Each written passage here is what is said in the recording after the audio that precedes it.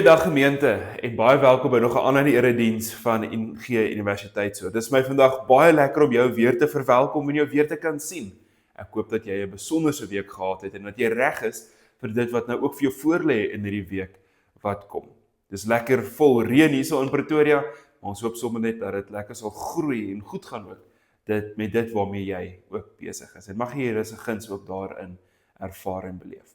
Ek wil jou graag herinner dat as jy wil weet wat by die gemeente aangaan, asseblief gaan maak 'n draai op ons sosiale media bladsye of by die gemeente se webwerf. Jy kan dit alles kry direk na die erediens in ons comment seksie van hierdie YouTube uitsending.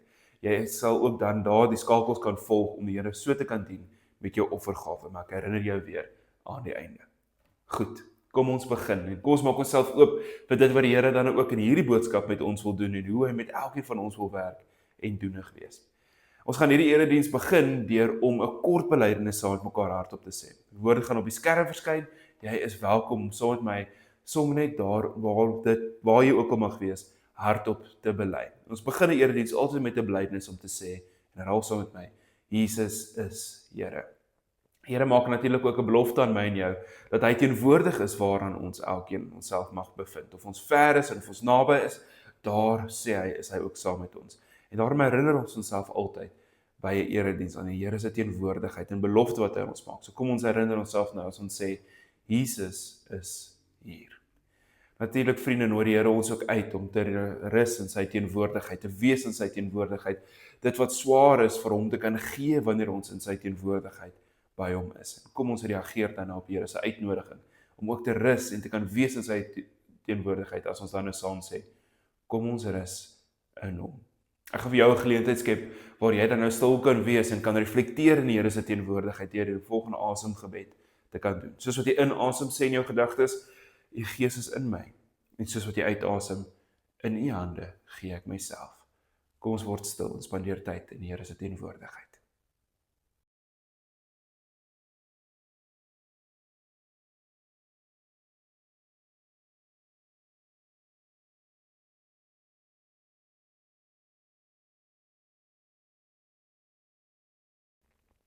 Hemelse Vader, dankie vir die voorreg wat ons het om elke Sondag of wanneer ons ook al die voorreg het om soos na uitsendings soos hierdie te kan kyk, weer stil te kan word, weer bewus te word van U teenwoordigheid wat ons omvou. En binne in U teenwoordigheid, Here, ons harte, ons gemoedere, ons gedagtes, dit wat swaar druk in ons lewens, vir U te kan gee en met U te kan deel. Here, my gebed is regtig waar dat elkeen van ons, wanneer ons dit doen vandag, Here, dat ons bewus sal word van U liefde wat ons omvou, van U herstel wat U wil bring vir elkeen van ons se lewens, die krag wat ons deur U teenwoordigheid kan ontvang. En daar is my gebed dan ook verder, Here, wanneer ons dan ook verder gaan om U woord stil te staan vandag, mag U so met ons elkeen praat, sodat ons duidelik kan weet, Here, wat U wil en wie vir ons is. Hoe U elkeen van ons wil gebruik en wat dit is, Here, wat iets van U hart vir ons verkondig, kom bring, kom gee, sodat ons dit ook al hoe meer ons eie harte kan maak. Werk asseblief dan nou met ons, Hemelse Vader. Ons bid dit net in die heilige naam alleen. Amen. Vriende, ek nooi jou uit om vandag jou Bybel saam met my oop te maak by 2 Timoteus 3. Dan lees ons vanaf vers 10 tot by vers 17 vandag saam. Ek lees vir ons.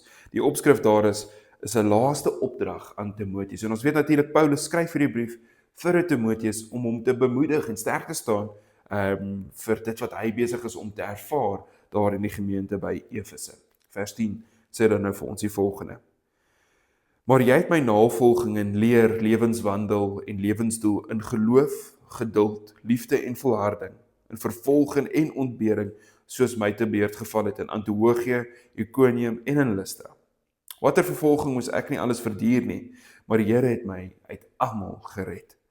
Almal wat in Christus Jesus toegewy aan God wil lewe, sal ook vervolg word. Maar goddelose mense en bedrieërs sal voortgaan van kwaad tot erger. Hulle mislei ander en word self ook mislei. Maar jy, bly by wat jy geleer het en wat jy vasglo. Jy weet tog wie jou leermeester was en jy ken van kleins af die heilige geskrif. Dit kan jou kennis bybring wat tot verlossing lei deur die geloof in Jesus Christus. Die hele skrif is deur God geïnspireer en het groot waarde om in waarheid te onderrig, dwaling te bestry, verkeerdhede reg te stel en regte lewenswyse te kweek, sodat die man wat in diens van God staan, volkome voorberei en toegerus sal wees vir elke goeie werk. Vriende, ons lees net vandag tot daar. Wat 'n wonderlike teks het ons nie alweer mee te doen vandag nie.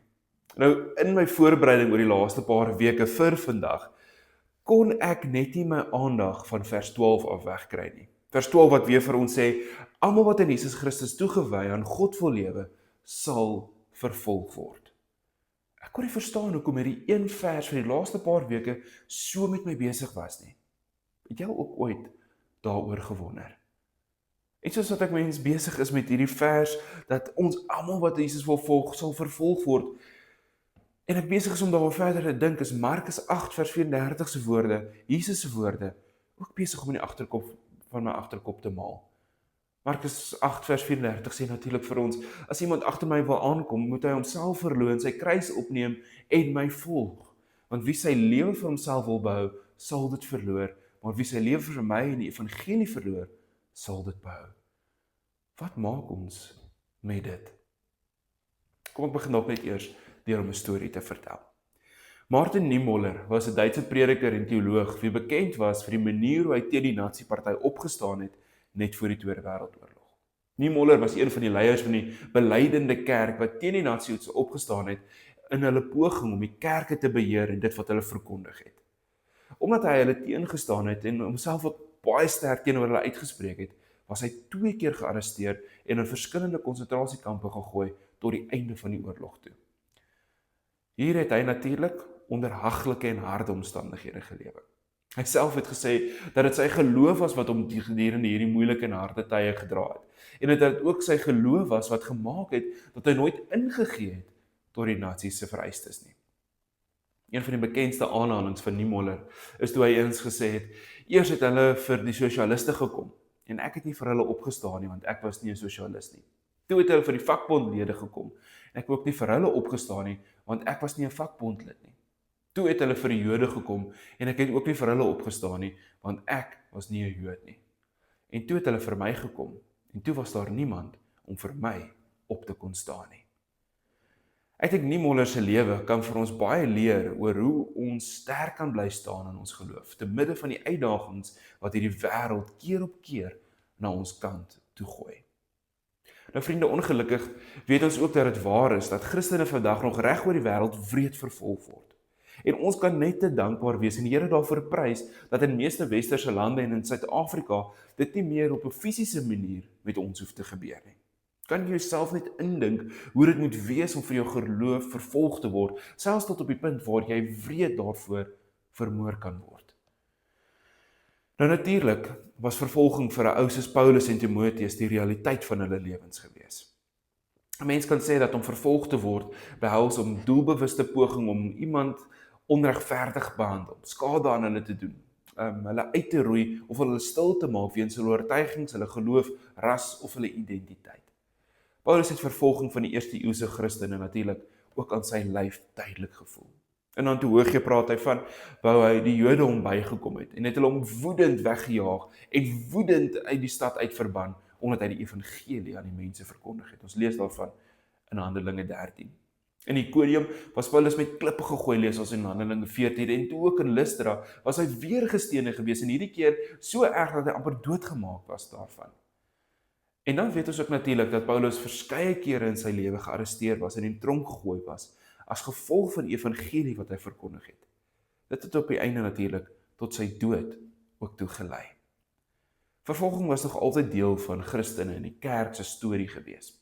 Maar hier is die vraag dan vir ons vandag. Hoe lyk dit vandag vir ons hier in Suid-Afrika? Word ons dalk op 'n ander manier vandag vervolg? As dominee het ek die voorreg om 'n klomp verskillende mense of klomp verskillende tipe mense te kan ontmoet. En as jy nou regtig iemand by 'n braai ongelooflik ongemaklik wil laat voel, sê vir hulle net, jy is 'n dominee. Dit het al so baie gebeur, dat mense om 'n braai uitvind dat ek 'n dominee is, en uit skok en vrees dink ek baie keer, net begin om hulle eie met oor geloof met my te begin praat. Shame. Ek dink dat baie van hierdie gesprekke bly die mense sommer 'n klomp goeters, wat hulle nie noodwendig hoef te bely het nie. Hoe hulle glo, en dan vertel hulle gee nie eintlik noodwendig baie aandag aan hulle geloof nie, hulle lees nie eintlik so baie Bybel nie. Meeste mense sê ook, Hulle bid nie noodwendig baie nie, maar hulle sal altyd my herinner dat hulle wel bid voordat hulle eet. Hulle wil nie regtig kerk by nie, want hulle is of te besig, of hulle wil graag eerder op 'n Sondag rus, of iets lekkerder doen, het ek al ook baie keer gehoor. Nou, hier is natuurlik nie om mense te veroordeel nie. Ek dink net dit is gewoon deel van mense se realiteite en hulle stories. Maar net nou die dag het ek weer so 'n gesprek met iemand gehad. En in hierdie gesprek besef ek, die grootste moeilikheid van ons tyd is die samelewing se stemme en die stemme wat ons toewyding aan die Here vervolg. Nou wat bedoel ek met dit? Paulus praat in hierdie teks van mense wat ander mislei en self ook mislei word. In die Grieks haal hy eintlik 'n spreekwoord aan wat sê misleidende misleiers. Dis my so mooi. Daar is so baie stemme wat ons vandag mislei om ware toegewy aan die Here te kan leef. En van hierdie stemme, as ons regtig dood eerlik met mekaar moet wees, is baie nader aan ons as wat ons regtig dink. Een so 'n stem kan dalk wees om 'n besige program te hê. Nou dis nie noodwendig sleg of verkeerd om besig te wees nie. Maar hoe maklik gebruik ons nie ons besige skedules as verskonings om nie te kan groei in ons toewyding aan die Here nie. Ek dink die Here sal graag wil hê dat ons hom deel moet maak van dit waarmee ons besig is, ons studies, ons werke, ons gesinne en ons huishoudings. Nog so 'n stem kan die stem van sukses wees. Ons kan so gefokus en gedryf wees om sukses te behaal en om in die belangrikste persoon in die vertrek te wees, dat ons toewyding aan die Here daaronder verdwyn. Nog so 'n stem kan wees om maar net alles te laat gly. Hoe baie gebeur dit nie vandag, en ek dink veral dat studente in die werksomgewings baie hiermee uitgedaag word, dat daar op 'n sekere manier gepraat word, dat daar besluite en keuses gemaak word, wat dan nou uitgevoer moet word, wat direk in teenstelling is met hoe die Here graag wil van ons vra om te lewe, en wat hy graag vir ander mense wil hê, maar dan laat ons dit maar net gly en gebeur. Partykeer dink ek skrik ons net so groot, en dan kies ons maar net eerder om stil te kan bly. Wat sê dit van ons toewyding aan die Here? Nog so 'n stem is dat ons van mekaar verskil, of van mekaar moet verskil. En dan as ons van mekaar verskil, dat ons mekaar afskryf. Een van die duidelikste voorbeelde miskien hiervan vandag is die oorlog tussen Gaza en Israel. En die wat vir die een groep is en die wat vir die ander groep is ewe uitgesproke en doen net ewe groot en doen hulle uitsprake met ewe groot toewyding. Maar is blind vir hoe hulle dan nou mense en mekaar en ander gelowiges hanteer en seermaak op die einde van die dag. Misleide misleiers. En so kan ek aangaan, ons het nog nie eers gekom by misleidende stemme van sosiale media, materialisme, rasisme en verslawing nie. Die samelewing funksioneer net vandag op so 'n manier dat dit ons toewyding aan die Here, ons toegewyde lewenswandel saam met die Here wil mislei, wil toets en wil vervolg. En ek is seker daarvan dat elkeen van ons diep bewus geword het van iets hiervan ook in ons eie lewens. Maar wanneer Jesus dan nou daai kragtige woorde in Markus 8 gebruik, dat jy jouself moet kan verloon en jou kruis moet optel om hom te kan navolg, dan is dit natuurlik sy bedoeling. Dat ek en jy ten spyte van ons uitdagings in hierdie wêreld, ten spyte van die misleidende stemme in die samelewing, gehoorsaam en toegewyd agter die Here en sy wil sal kan aanhou aanloop en aanhou bly lewe. So daarom is 'n goeie vraag dan nou natuurlik om te vra. Maar wat kan ek doen om hierdie misleidende stemme dowwer te maak in my lewe, sodat ek meer toegewyd aan die Here kan leef? Paulus antwoord eintlik vir Timoteus so mooi in vers 14, as hy vir hom sê, en vir hom skryf, bly by wat jy geleer het en wat jy vas glo. Dis vir my sulke mooi pastorale raad, wat hy aan hierdie jong gelowige gee, wie natuurlik, wie sy eie toewyding aan die Here groot getoets word. Vriende, vroeër het ek die storie van Martin Niemöller vir ons vertel. Toe die Nazis vir Niemöller in 'n konsentrasiekamp gegooi het, het hulle natuurlik alles by hom weggevat, behalwe sy Bybel. En na die oorlog het mense vir hom gevra oor wat hierdie vir hom beteken het in daardie moeilike tyd van sy lewe. En sy antwoord was: Wat het hierdie boek vir my beteken gedurende hierdie lang, uitputtende jaar van alleen wees in 'n sel? Die woord van God was eenvoudig alles vir my. Troos en krag, leiding en hoop, meester van my dae en metgesel van my nagte, die brood van die lewe wat my van hongersnood weerhou het, en water van lewe wat my siel verfris het. Vriende, hierdie brief herinner ons om vas te hou aan dit wat ons geleer het en dit wat ons glo. En die duidelikste bron wat ons natuurlik het om onsself hieraan te herinner en hierin te begelei, is die woord van God. Dit is hierin waar ek en jy weer ontdek wie God is. Wat God vir elkeen van ons kom doen het. Hoe God ons deur die lewe wil begelei. Veral deur die moeilikheid en die uitdagings wat ons elke dag in die gesig moet staan. En hoe die seun van God ons vry kom maak het van al die misleidende stemme, sodat ons God se stem duidelik en sy belangstellende stem duidelik in ons lewens kan hoor en kan volg. Iemand sê vroeër hierdie week vir my so mooi, dat ons net al hierdie misleidende stemme kan uitdoof, as ons toelaat dat die stem van waarheid die hardste in ons lewens word. Dit is so mooi opgesom. Nou vriende, die vraag is, wat beteken dit vir my en jou vandag? Die samelewing in die wêreld sal altyd vol misleidende stemme wees. En die oomblik as ons toelaat dat dit vir ons bepaal wie ons is en wat vir ons belangrik behoort te wees, lei ons toewyding aan die Here daaronder. Maar hier het ons iets. Hier het ons iets wat ons kan help om God se stem van waarheid vir ons lewens en vir sy koninkryk elke dag duideliker te kan hoor. So hoekom sal ek en jy dan nie toelaat om meer tyd hiervoor te maak, meer tyd hierin te spandeer, sodat ons sy stem duideliker in ons lewens kan hoor en op so 'n manier toegerus kan word vir sy goeie werke in hierdie wêreld nie. Vriende, ek bid dat die Here jou sal seën met sy woord in hierdie week wat voorlê, sodat jy sy stem van waarheid nog duideliker in jou lewe sal kan hoor. Amen. Kom ons sluit ons oë en dan bid ons saam. Hemelse Vader, ons weet hierdie wêreld is so vol stemme, so vol dinge wat alles ons aandag probeer trek. Wie almal vir ons wil probeer sê wat belangrik behoort te wees, hoe ons met die lewe moet omgaan, hoe om suksesvol te wees en wat ons alles dalk ook nie moet doen nie. Maar Here, tog is U woord die woord wat die duidelikste ons lewens vir ons wil kom rig en bepaal. Here, op 'n pad van vrede en liefde, van genade en herstel, Hemelse Vader. Maar ons kan onsself baie keer nie keer om meer aandag aan die ander stemme van hierdie wêreld te gee nie. En daarom is dit my gebed, Hemelse Vader, dat U ons vandag ook hierin sal begelei, dat U vir ons helderheid en duidelikheid kan gee, waar ons in ons eie programme meer tyd kan maak, om vir ons die deursettingsvermoë te gee om dit te kan uitvoer, wanneer ons voel ons is te besig of daar's te veel dinge waarby ons moet uitkom, sodat ons, Hemelse Vader, in stilte, saam met ander mense, saam met ons gesinne en huishoudings, tyd kan maak om na U stem van waarheid te kan luister. Here, is U stem van waarheid wat ons wil begelei deur hierdie lewe, om ons toe te rus, Here, om juis met die uitdagings en die hartseer van hierdie lewe te kan omgaan, sodat ons U nie mis daarin, Here, maar agter U kan aanvolg, agter U kan aanstap, en toe kan laat, Here, dat U ons deur hierdie gebroke wêreld kan begelei. Dankie, Here, vir U woord. Dankie, Here, vir dat elkeen van ons 'n Bybel vandag in ons hande kan hê. Het sy dit op ons fone is of fisies, waardeur ons kan blaai. Ek wil vra, Here, dat U sal aanhou praat met ons daardeur, sodat ons U lewensasem, U woord, daardeur sal kan ervaar en beleef, en ons eie kan maak. Amen.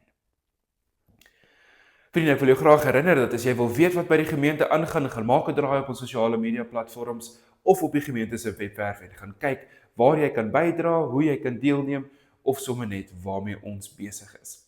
Ek wil jou ook uitnooi om direk na hierdie uitsending 'n draai te gaan maak in die skakels in die comment seksie net hieronder om die Here ook op so 'n manier te kan dien met jou offergawes. Ontvang dan nou asseblief die seën van die Here. Jy is welkom om jou hande so in 'n bakkie te maak sodat jy vir jouself dit kan ontvang en vir jouself ook dit kan toeëien en met jou kan dra in hierdie week wat voorlê. Wanneer jy dan na hierdie week ingaan, mag jy dit glo en dit ook weet dat die genade van ons Here Jesus Christus, die liefde van God ons Vader en 'n oorvloedige teenwoordigheid van die Heilige Gees met elkeen van julle sal wees en sal bly. Amen. Mag jy 'n geseënde week hê. Ons sien jou weer volgende week.